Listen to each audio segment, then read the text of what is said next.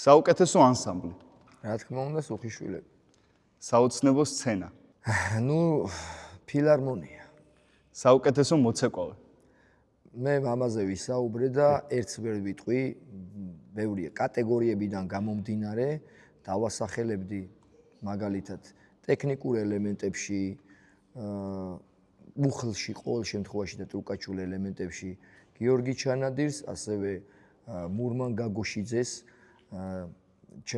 ჩემი მეგობარია და ჩვენ ერთად გავიზარდეთ და რა ვიცი, რამდენი ოფლი ერთად დაგვიღრია და მურმან გაგოშიძეს ძალიან დიდი როლი აქვს შესრულებული ქართულ ამბავში ეს ქართულ ქორეოგრაფიაში რო შემოვედი, ბავშვები ძალიან ბევრი ბაძავდნენ და ინდომებდნენ რომ მურმანასავით ეცეკვათ და ჩათვალე რომ აი ჩვეულებრივი მასწავლებელი იყო, რომელიც უბრალოდ იყო YouTube-ში. როგორც კლასიკი მოცეკვავე დავასახელებდი გიორგი ცერცვაძეს, ყველა თაობას თავისი ვარსკვლავი ყავდა რა.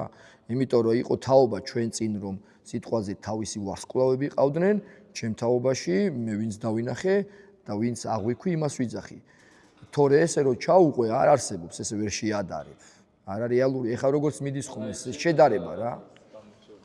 შენთვის გამორჩეულად აი მე გეუბნებით რა, კლასიკი მოცეკვავე გიორგი ცერცვაძე, მე ქართულე, რა ფრიდონ სულაბერიძეს, ვერავინ ვერ შეედრება, რა თქმა უნდა. აი ეს მოცეკვავეები რა.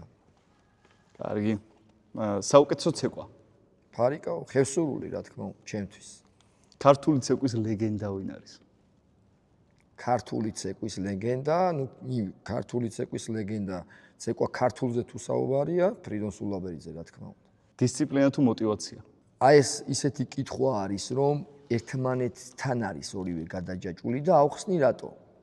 მოტივაციით იქმნება დისციპლინა. ერთმანეთის გარეშე არ არის. შენ თუ დისციპლინა არ გექნება, შენ ვერასოდეს ვერ მიაღწევ ვერაფერს. ზოგადად დისციპლინა არის შენი საქმისადმი დამოკიდებულება და შენი საქმისადმი პასუხისმგებლობა და შენ რომ დისციპლინა შეიძინო, მოტივაცია უნდა გქონდეს. აი მაქედან იწყება, აი მოტივაციიდან იქმნება დისციპლინა. შეიძლება იყოს ადამიანი უდისციპლინო, არ გქონდეს, არ იცოდეს უბრალოდ. ეს ყველაფერი სწავლებადია, ხა ბავშვები რო არიან, არ არიციან იმათმა დისციპლინა და რაღაცის მოტივაციით ხდება მერე ის რომ აი მე მინდა რომ ეს გავაკეთო. ეს ხო არის უკვე მოტივაცია და მერე იქმნება დისციპლინა. აი ერთი ბლოკია ჩემთვის. მუდავთ. ვინ არის შენთვის მოტივატორი? ჩემთვის მოტივატორი იყო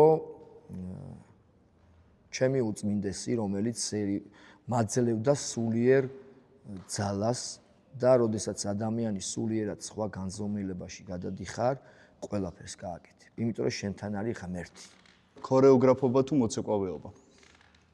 რა თქმა უნდა, სხვადასხვა დამოკიდებულება, სხვადასხვა სამყაროა.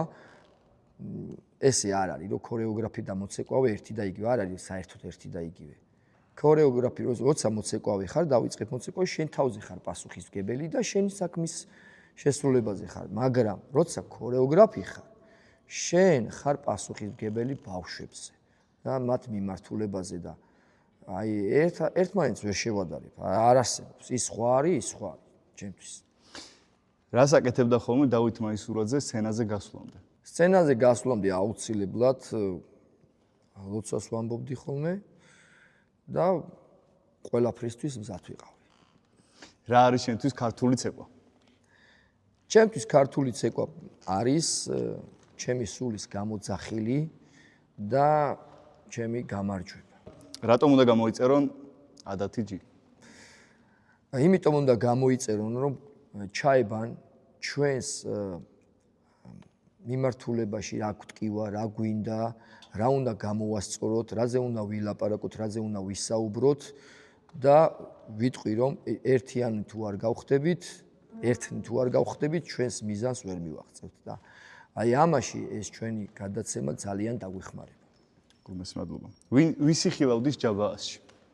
ჯაბაასში ვიხილავდი დიდი სიამოვნებით მურმან გაგოშიძეს.